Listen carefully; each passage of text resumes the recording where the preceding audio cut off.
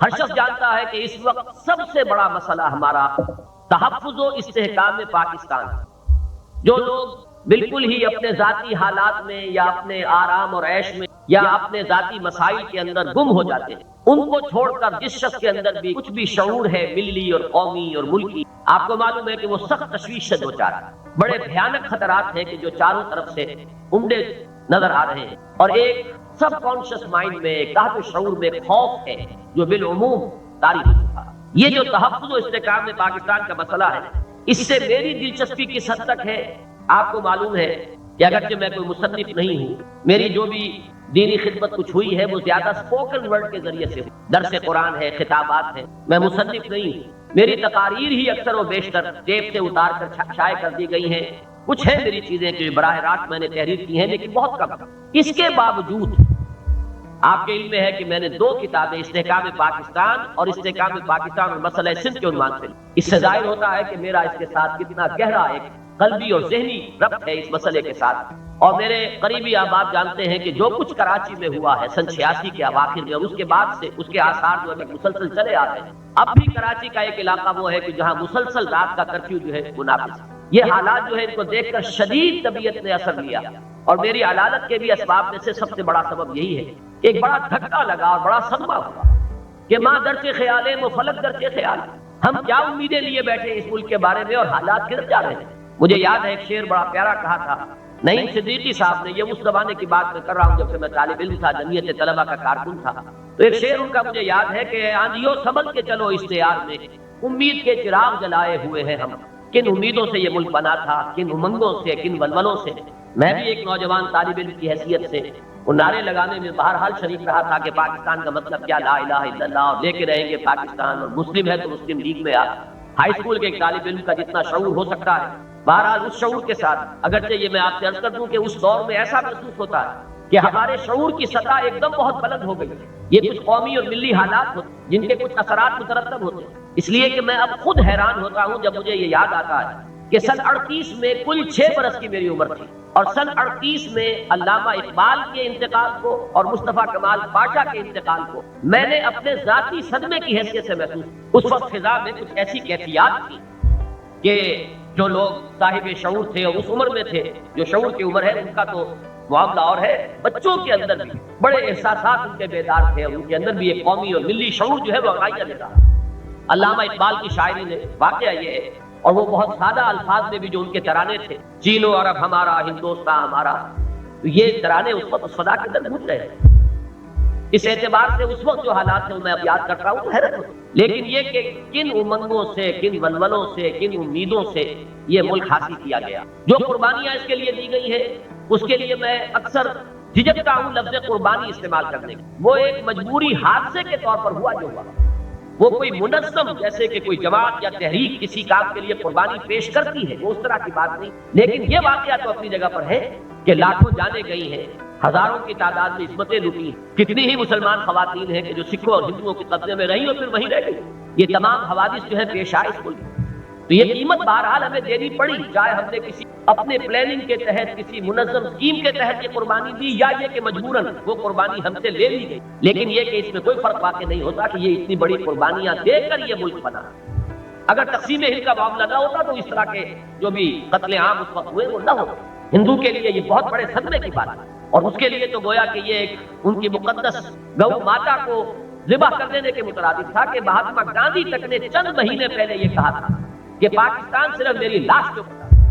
اب ظاہر بات ہے کہ پھر جب بنا ہے پاکستان تو ان کے جو احساسات ہو سکتے تھے اس کا ہمیں خوب اندازہ ہے، اور اس کی وجہ سے جو وہ خون کی ندیاں بہیں، اور مجھے چونکہ خود تجربہ ہے،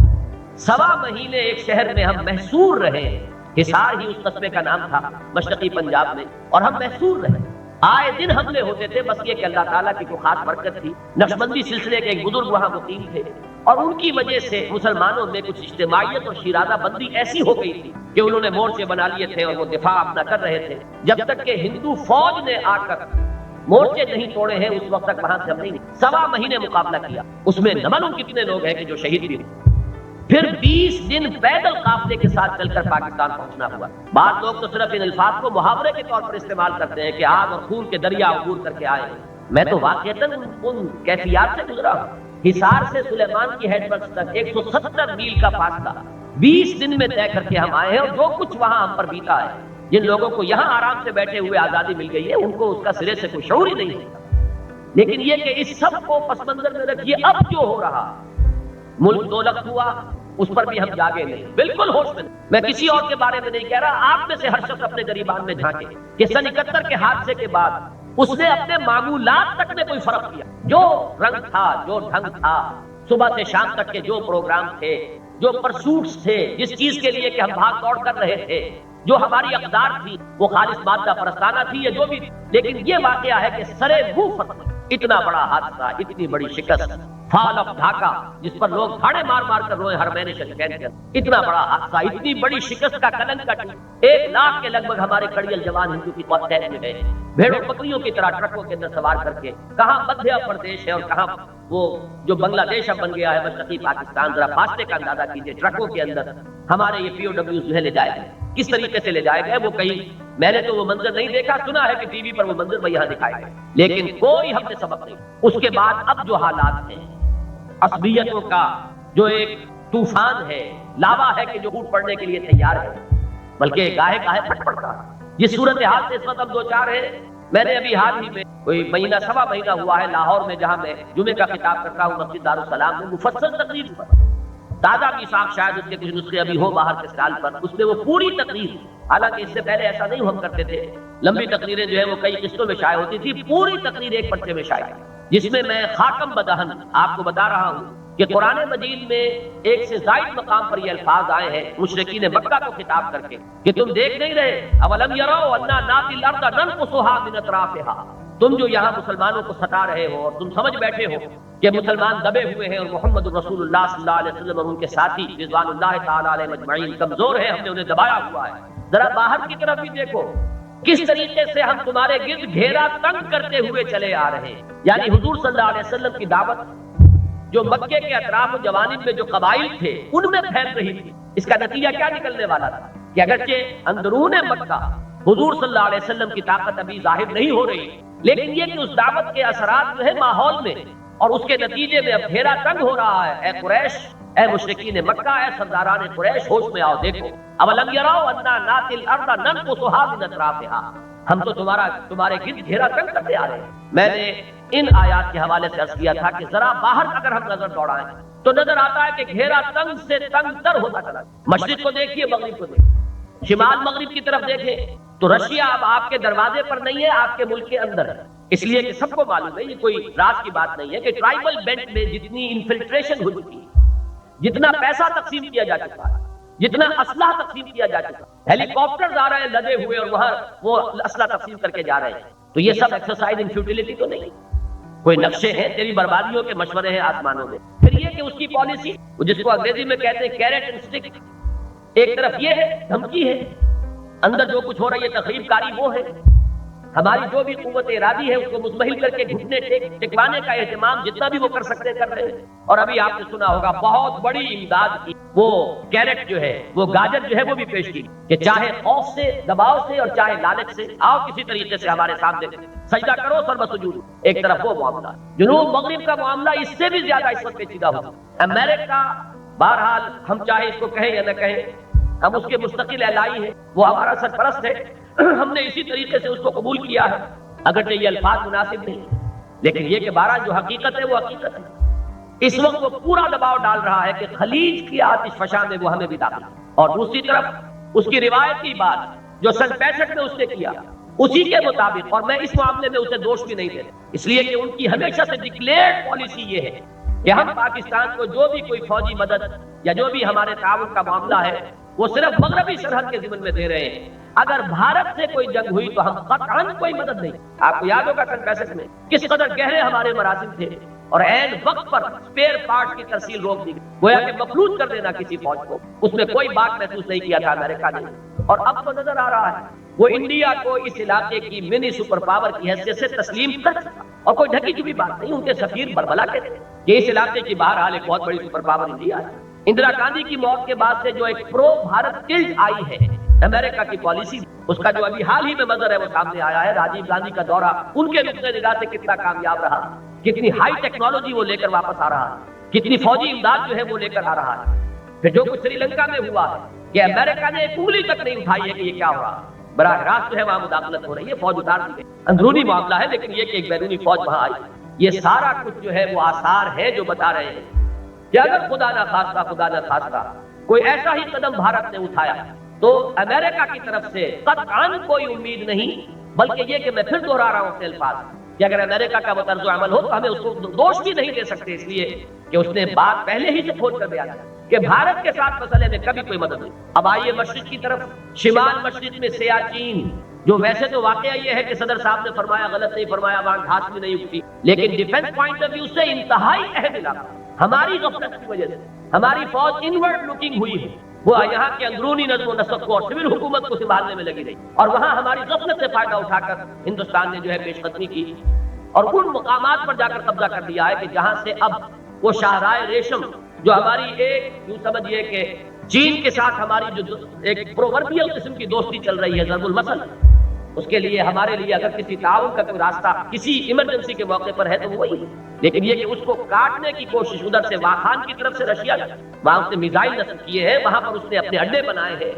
اور جیسے ہی داخل ہوا تھا وہ افغانستان میں اس نے واخان کی پٹی جو ہے وہ حاصل کر لی تھی، وہ تو افغانستان کا حصہ ہی نہیں، وہ تو رشیا کا ٹیریٹری ہے، اور اس طریقے سے پاکستان براہ راست اب رشین ٹیریٹری کے ساتھ اب ملحق ہو گیا ہے۔ ادھر سے یہ سیاچین کا معاملہ، ہمارے کتنے نوجوان وہاں جانے دے رہے ہیں، وہ 200 ہو یا 160 ہو یا 130 ہو، اتنے اونچے مقام پر جا کر انہیں جنگ کرنی پڑ رہی ہے، اتنے نامساعد حالات میں، ایک ایک جان کتنی تھی، کتنی ٹریننگ میں سے وہ گزرے ہوں، لیکن بہرحال اس سب کے باوجود چونکہ انہیں وہاں پر ایک بالادستی حاصل ہوئی ہے، وہ اونچے مقامات پر ہے اور پہاڑی علاقوں کے اندر ظاہر بات ہے کہ جو اونچے مقام پر بیٹھا ہوا ہو نیچے سے ان کو ڈسلوج کرنا آسان نہیں ہو، تو اگرچہ قربانیاں اس وقت دی جا رہی ہیں، لیکن بظاہر جو بھی مجھے صحیح صورتحال تو ظاہر بات ہے کہ ارباب حکومت ہی کے لیے ہوگی، لیکن جو بھی کچھ چھن چھن کر اخبارات سے آتا ہے وہ یہ ہے کہ بظاہر ہمیں کامیابی نہیں ہو رہی۔ جنوب میں کون نہیں جانتا کہ بھارت نے کتنی کچھ فوج جمع کی ہے، راجستھان کی سرحد پر کتنے نئے اڈے بنائے، اربوں روپے سے اس نے ایکسرسائز کی تھی اور اب پھر ان کی ایکسرسائز ہو رہی ہے۔ 12 اسپیشل ٹرین ڈیلی کے حساب سے اسلحہ ڈھویا جا رہا ہے سرحد کی طرف، یہ سارے حالات ہیں۔ تو مشرق ہو یا مغرب ہو، چاروں طرف سے معلوم ہوتا ہے کہ آندیاں ہے، طوفان ہے، لیکن میں اصل میں اس سے بھی زیادہ اہم جس چیز کو سمجھتا ہوں وہ یہ کہ اصل شے اندر کا معاملہ، بیرونی دشمن کبھی گزر نہیں پہنچا سکتا جب تک کہ اندر ذوق موجود نہ، اندر انتشار نہ ہو، اندر افراتفری نہ ہو، اندر بے اطمینانی اور بے چینی نہ ہو، اندر تصادم نہ ہو۔ بیرونی دشمن اگر کبھی حوصلہ کرتا ہے تو اسی وقت کرتا ہے جبکہ اندر کے حالات اور اندر کا حال جو ہے وہ آپ کے سامنے، آپ سے زیادہ کون اس سے واقف ہوگا۔ مجھے یہ اندازہ ہے کہ پنجاب کے رہنے والے ابھی نہیں جانتے کہ حالات کیا ہیں، کتنے لوگ ہیں جن کا کراچی آمد و رفت کا معاملہ ہے، کراچی میں اندرون سندھ جو کچھ ہے اس فضا سے عظیم اکثریت ابھی تک پنجاب میں رہنے والوں کی واقف ہی نہیں ہے۔ میں نے اپنے طور پر کوششیں کی، وہاں سیمینار منعقد کرائے، سندھی دانشوروں کو وہاں بلایا، ٹاؤن ہال لاہور کے اندر کئی دن مسلسل مذاکرات جاری رہے، میں نے مضامین شائع کی، تقاریر کی کہ خدا کے لیے سمجھو کہ کیا ہو،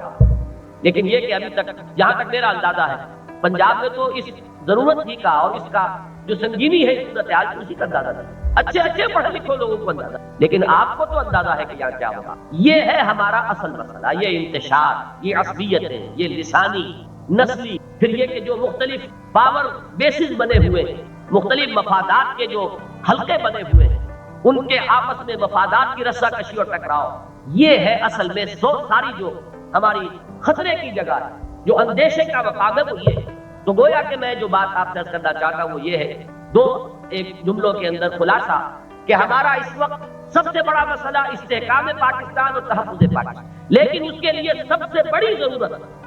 وہ ہے در حقیقت اندرونی یکجہتی، اتحاد، وحدت ملی، ان عصبیتوں سے بالا تر کوئی شے ہو، مفادات سے بالا تر کوئی نقطہ نظر ہو۔ حقوق کے لیے یقیناً ہر ایک کو کوشش کرنی چاہیے، کسی کی بھی مظلوم کو، ظالم کو کھلی چھوٹ نہیں دینی چاہیے، اس کے لیے وہ جھگڑے اور اپنے حقوق حاصل کریں، لیکن یہ کہ اس سے بالا تر کوئی شے ہو جو انہیں جوڑنے والی تھی، ان کے اندر ایک ملت کا احساس برقرار رہے، ان کے اندر اگر وہ یگانگت کا احساس بالکل ختم ہو جائے گا تو پھر یہ جو حقوق کی لڑائی ہے اور یہ جو بھی مختلف مفادات کے اعتبارات سے، نسلی اور لسانی اعتبارات سے جو رساکشی شروع ہو چکی ہے، یہ انتہائی تباہ کن ہوگی اور صورت وہی ہوگی جو کہا گیا کہ تمہاری داستان تک بھی نہ ہوگی داستان۔ میں نے جو استحکام پاکستان اور مسئلہ سندھ نامی کتاب لکھی، اگر آپ کی نظر سے گزری ہو تو میں نے اس کے ٹائٹل کے اوپر چونکانے کے لیے، لیکن یہ کوئی تصنع نہیں، تکلف نہیں، میرا احساس ہے، حقیقی احساس، کہ میں نے اس میں یہ لکھا ہے کہ عجیب اتفاق ہے، ایک ہی سن تھا، سن ہجری 93، سن عیسوی 712، ایک ہی سن میں اسلام داخل ہوا بر اعظم یورپ میں اسپین کے راستے سے، اور بر عظیم ہند میں سندھ کے راستے۔ یہ ایک ہی سال ہے، اور حسن اتفاق کہیے، یہ دونوں ملکوں کا نام جو ہے سین سے شروع ہوتا ہے۔ ادھر سندھ میں محمد ابن قاسم داخل ہوئے رحمت اللہ علیہ، ادھر اسپین میں طارق زبر کنارہ اندو سفینہ سو طارق ابن زیاد رحمت اللہ علیہ داخل ہوئے۔ یہ ایک ہی سن، اسپین اور سندھ۔ آپ کو معلوم ہے اب 500 برس ہونے کو آئے ہیں کہ اسپین سے اسلام کا نام و نشان ختم ہے۔ 1492 یہ سقوط غرناطہ کی تاریخ۔ اب آپ سمجھیے کہ 1992 میں کتنی دیر رہ گئی ہے۔ 1990 تو آپ کے اخبارات میں بہت آتا ہے، تو ذرا 2 سال اور بڑھائیے تو 92 ہو جائیں گے۔ پورے 500 برس ہو گئے۔ وہ زمین جہاں ہزاروں مسجدیں، جہاں کے اذان کی آواز گونجتی، مسلمانوں کے تہذیب و تمدن کا عظیم ترین گہوارہ، علم اور فن کا سب سے بڑا گہوارہ، یورپ کو علوم پہنچے ہیں، فنون پہنچے ہیں، سائنس پہنچی ہے، فلسفہ پہنچا ہے غرناطہ کی یونیورسٹیوں سے۔ یہ سب کچھ جو کچھ ہوا ہے، لیکن 500 برس ہو گئے۔ وہاں اب نہ کوئی اذان دینے والا ہے، نہ کوئی نماز پڑھنے۔ اب وہاں پر وہ کھنڈرات ہے، اگرچہ وہ کھنڈرات بتا رہے ہیں، ہماری عظمت پارینہ کی داستان سنا رہے ہیں، کھنڈر بتا رہے ہیں عمارت عظیم تھی، لیکن ہے تو کھنڈر۔ قرآن مجید میں بعض ان قوموں کا کہ جن کا اللہ تعالیٰ نے خاتمہ کیا عذاب استیصال کے ذریعے سے، ان کا ذکر ہوتا ہے ان الفاظ میں کہ لا یرا الا مساکنہم۔ اب ان کے مسکن نظر آتے ہیں، ان میں رہنے والوں کا کوئی نام و نشان نہیں۔ محل ہے، ان محلوں میں بسنے والوں کا کوئی نام لیوا تک نہیں۔ تو میں نے لکھا تھا اگر خدا نہ خواستہ جو کچھ حالات سندھ کے اندر پروان چڑھ رہے ہیں، ان کی وجہ سے اگر پاکستان کی سالمیت اور یکجہتی کو کوئی نقصان پہنچا تو یہ معاملہ صرف بر صغیر، صرف پاکستان کا نہیں ہوگا، بلکہ پورے بر عظیم ہند و پاک میں ہو سکتا ہے خاتم بدہن معاذ اللہ ثم معاذ اللہ، لیکن ہو سکتا ہے کہ پھر اسپین کی تاریخ دورہ دی جائے۔ اس لیے کہ coming events cast their shadows before. ابھی جو کچھ ہوا ہے چند ماہ پیشتر آپ کو یاد ہوگا کہ اگرچہ 40 سال کے دوران مسلمانوں کا خون بہتا رہا ہندوستان میں، لیکن اس انداز میں کبھی نہیں بہا تھا جس انداز میں کہ میرٹھ کارنیج جسے آپ کہتے ہیں، قتل عام کھڑے ہو کر جس طریقے سے کہ گولیوں سے اڑائے گئے ہیں مسلمان۔ فسادات ہوتے تھے، پولیس ساتھ دیتی تھی ہندوؤں کا، کچھ ادھر کے بھی شہید ہوتے تھے، کچھ ادھر کے بھی مرتے تھے، یہ سب کچھ تھا۔ میں جب پہلی مرتبہ بھارت گیا ہوں پاکستان آنے کے بعد، سن 47 میں جب کراس کیا تھا بارڈر، تو سن 80 میں دوبارہ جانا ہوا۔ پوری سلطنت صدی کے بعد 1/3 آف اے سینچری، اس وقت میں ایک اطمینان لے کر آیا تھا۔ مجھ سے کہا تھا ہندوستان کے متعدد شہروں کے مسلمانوں نے، اور میں بہت ہی مطمئن ہو کر آیا، اور ان کی اس بات سے مجھے ایک طرح سے خوشی ہوئی تھی، اگرچہ اس میں ہمارے لیے بڑا طنز تھا، مسلمانوں نے پاکستان کے لیے، میرے لیے بھی اور آپ کے لیے۔ ان کا کہنا یہ تھا کہ سن 71 تک ہم یہ سمجھتے تھے کہ پاکستان ہمارا محافظ، سن 71 کے بعد سے ہماری سوچ یہ ہے کہ پاکستان تو اپنی ہی حفاظت کر لے تو بہت بڑی بات ہے، ہماری حفاظت کیا کرے، ہمیں تو خود یہاں رہنا ہے، یہاں جینا ہے، یہاں مرنا ہے، اور اب مرنا ہے تو بھیڑوں بکریوں کی طرح نہیں مرنا ہے، مار کر مرنا۔ تو میں ایک اطمینان لے کر، لیکن یہ کہ اب جو کچھ ہوا ہے وہاں، واقعہ یہ ہے کہ یہ ساری کیفیت وہاں برقرار رہی ہے۔ احمد آباد میں بھی مسلمان نے پھر اس طرح بھیڑوں بکریوں کی طرح پر ذبح ہونا گوارا نہیں کیا، علی گڑھ کا مسلمان بھی جو ہے اس نے مقابلہ کیا۔ لیکن جو کچھ میرٹھ میں ہوا ہے یہ ہے اصل میں آئی اوپنر، کہ اگر حالات کہیں پاکستان کے خراب ہو گئے، ہندو ایک سائیکی ہے، ہندو کی ایک اس کی ذہنیت ہے، چاہے وہ ہم سے اس وقت 10 گنا بڑا ہو چکا ہو اور طاقتور ہو چکا ہو، 100 گنا بھی ہو جائے، تب بھی ایک خوف اس کے ذہن میں ہے۔ جب تک شمال مغرب میں ہندوستان کے، یہ پاکستان کے نام سے ملک موجود ہے، اس کے ذہن میں خوف، اور یہ خوف ہے جو اسے روکے ہوئے۔ جس روز یہ خوف ختم ہو گیا، میں نے ابھی تھوڑی دیر ہوئی ایک صاحب سے بات ہو رہی تھی تو مایوسی کا ایک مظہر میرے سامنے آیا، اور مجھے یاد آیا سن 48 کا ایک واقعہ، وہ بھی میں آپ کو سنا دوں۔ میرے والد صاحب اس وقت پاکستان آنے کے فوراً بعد قصور میں سرکاری ملازم تھے، وہاں پر ان کی اس وقت پوسٹنگ تھی۔ میں گورنمنٹ کالج لاہور میں پڑھتا تھا، ہر اتوار کو میں جاتا تھا، 30 میل کا تو کل فاصلہ ہے۔ وہاں میں نے دیکھا کہ بہت سے میو قافلے واپس ہندوستان جا رہے ہیں، وہ راستہ وہی تھا قصور سے ہو کر اور فیروز پور کی طرف، ہزاروں کی تعداد میں قافلہ در قافلہ میو جو آئے تھے پاکستان، وہ واپس جا رہے ہیں ہندوستان۔ میں نے ایک بوڑھے میو سے پوچھا کہ کیا وجہ ہے، آپ کیوں آئے تھے یہاں؟ اب آئے تھے تو جا کیوں رہے؟ جن حضرات کو اس علاقے کی بولی کا کوئی اندازہ ہے وہ میں صحیح تو شاید پروناؤنس نہ کر سکوں، لیکن میں چاہتا ہوں جو میرے قلب کے اوپر وہ منقش ہے الفاظ۔ انہوں نے اپنی خاص میواتی زبان میں کہا، کلمان کا مارا ڈولا ڈولا پھرا ہاں، کلمان نہ قدر نہ کی لوا جانا ہندو ہو جانا، کہ کلمے کی وجہ سے ہم پریشان ہوں۔ ان کا مطالبہ یہ تھا کہ ہمیں یکجا آباد کرو، ایک ضلع سے آئے ایک ضلع میں آباد کرو، چاہے وہ بارڈر ڈسٹرکٹ ہو ہمیں پرواہ نہیں ہے، ایک ضلع میں آباد کرو۔ لیکن انہیں منتشر کیا جا رہا تھا، کوئی کہیں چلا جائے کوئی کہیں چلا جائے، اس پر بڑھ گئے اور بالآخر انہوں نے فیصلہ کیا کہ ہم ہندوستان جاتے ہیں۔ اور یہ جملہ اس بوڑھے بیو کی زبان سے میں نے سنا کہ ہم اس کلمے کی وجہ سے پریشان گھوم رہے ہیں، کلمان کا ہمارا ڈولا ڈولا پھرا، کلمان نے قدر نہیں کی، کلمے نے ہماری قدر نہیں، ہم گھر بار چھوڑ کر آئے یہاں پر، لیکن اس کلمے نے ہماری قدر نہیں کی، لوا جانا ہندو ہو جانا، چلو دیکھا جائے گا، ہندو ہو جائیں گے، ہندوستان جائیں گے۔ آج میں نے اپنے ایک دوست اور عزیز کی زبان سے بات سنی کہ جی کچھ بھی ہو جائے، ہندوستان کے ساتھ کنفیڈریشن ہو جائے، یہ ڈیوائیڈڈ فیملیز تو آپس میں ملیں گی، ملنا جلنا تو ہوگا۔ میرا واقعہ یہ ہے کہ جو میری کیفیت ہوئی ہے سننے پہ سن کر، اور یہ ظاہر بات ہے کہ کسی ایک شخص کی سوچ نہیں، یہ سوچ بڑے پیمانے پر اب پہنچ گئی، جن کے بھی ذہن سے اوجھل ہو گیا ہے یہ پاکستان بنا کیوں، یا مایوسی جاری ہو گئی ہے کہ کچھ نہیں ہو سکا۔ اب اس کے بعد اس کا ایک فطری رد عمل جو ہے وہ یہ ہو رہا ہے۔ پوری تاریخ میں نے جو استحکام پاکستان میں لکھا 400 برس کی تاریخ ہے پشت پر، الف ثانی کا پورا تجدیدی سرمایہ جو ہے وہ در حقیقت بر صغیر پاک و ہند، حضرت مجدد الف ثانی، حضرت شیخ عبدالحق محدث دہلوی، شاہ ولی اللہ دہلوی، تحریک شہیدین، اس کے بعد اس دور میں مولانا شیخ الہند مولانا محمود الحسن رحمۃ اللہ علیہ، پھر جس طریقے سے تبلیغی جماعت اسلامی، علامہ اقبال، یہ ساری تاریخ کیا حال یہ ہمارا ہو گیا ہے کہ پاکستان جن ولولوں سے، جن امیدوں سے، جن آرزوؤں سے، جن امنگوں سے بنایا گیا تھا، آج ہمارے اچھے بھلے لوگوں کے ذہنوں پر اس درجے یاس اور نا امیدی کا رنگ طاری ہو چکا ہے کہ یہ جملہ بھی ایک اچھے بھلے سمجھدار انسان کے، دینی مزاج رکھنے والے انسان کے یہ جملہ بھی برآمد ہوا ہے۔ تو واقعہ یہ ہے کہ اس وقت ہم میں سے ہر شخص کے لیے یہ وہ جو اقبال کا ایک مصرع ہے کہ یہ گھڑی محشر کی ہے، طور سے محشر میں ہے، پیشتر غافل عمل کوئی اگر دفتر میں ہے۔ ہمیں اپنی اس یاس اور نومیدی کی وجہ سے اپنے اعصاب کو شل نہیں ہونے دینا چاہیے، کچھ کرنے کے لیے، اپنے فرض کی ادائیگی کے لیے کمر بستہ رہنا چاہیے۔ یہ ضرور ہے کہ سوچتے رہنا چاہیے کہ ہمارے طریقہ کار میں کہیں خامی تو نہیں، ہم نے جتنی بھی دینی جماعتیں ہیں، دینی تحریکیں ہیں، کسی کے خلوص پر شک نہیں، لیکن ہر ایک کو اپنی جگہ پر سوچنا چاہیے کہ کہیں ہمارے طریقہ کار میں غلطی ہو، کہیں ہو سکتا ہے کہ روم فار امپروومنٹ ہو، کہیں بہتری کا معاملہ ہو سکتا ہو، یہ سوچا جائے، اس میں کہیں متحجر نہ ہو جایا جائے، فاسلائز نہ ہو جائے کہ بس جو طریقہ کار کبھی ہم نے سمجھا تھا اور شروع کر لیا تھا اب اس سے ایک انچ ادھر ادھر نہیں ہو سکتے۔ یہ ہے چیز کہ جو در حقیقت بیڑیاں بن کر پاؤں کے اندر پڑ جاتی، سوچے غور کریں، لیکن یاس اور نومیدی کو قریب نہ آنے، نہ ہو نومیدی زوال علم و عرفاں ہے، امید مرد مومن ہے خدا کے راستانوں میں۔